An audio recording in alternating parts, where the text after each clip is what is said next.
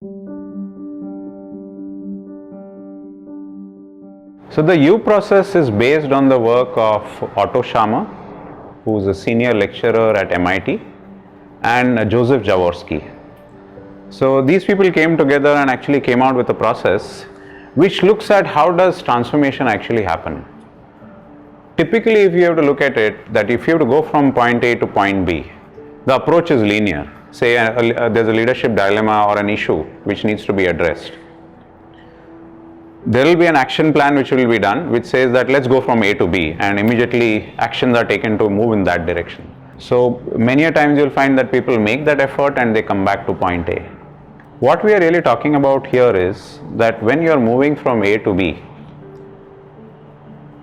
one needs to realize that you are at point A and continue to generate the same results because you are perfectly designed at an individual, collective and structural level to deliver exactly those same results.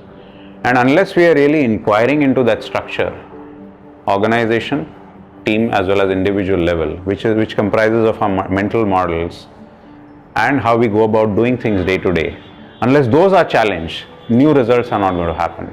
And there are three things that are very, very critical as part of it. One is that can we open up our minds and look at all our paradigms? What are the mental models that we are carrying? Can we really challenge those? Second is, can we get in touch with our emotions, right? And open our hearts. So open mind, open heart. And the third aspect as you go down the left hand side of the U is open will. That's where there is a lot of fear that can come up because you are letting go of the past and allowing something new to come in. So can you really deal with all these three and uncover what is the blind spot, which is at the bottom of the U? This is a spot where actually it's a spot of pure presence. I'm so fully in the now that as a leader or as a person, I can actually sense what possibilities are there in the future. And based on that, action actually is unveiled or uncovered quite naturally. Let me share an example here with you.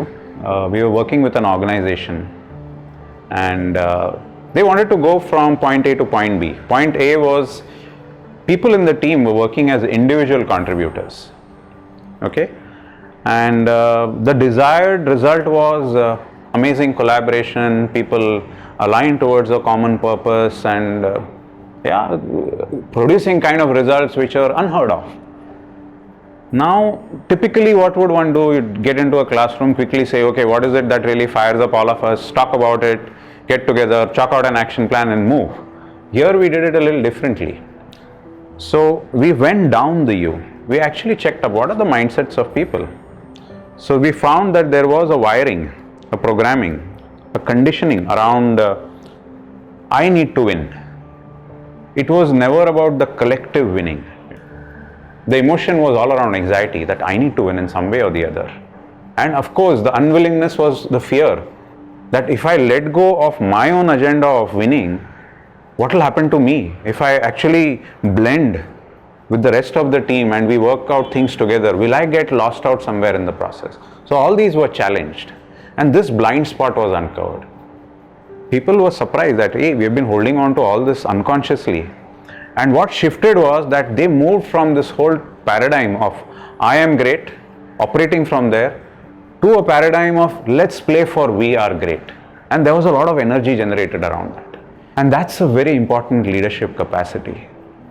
At an individual as well as at a collective level, can we really go through the journey of the U and not try a linear process where you're quickly trying to move from A to B based on mental models, paradigms of the past? Go down the U and experience a completely different power, a completely different kind of result.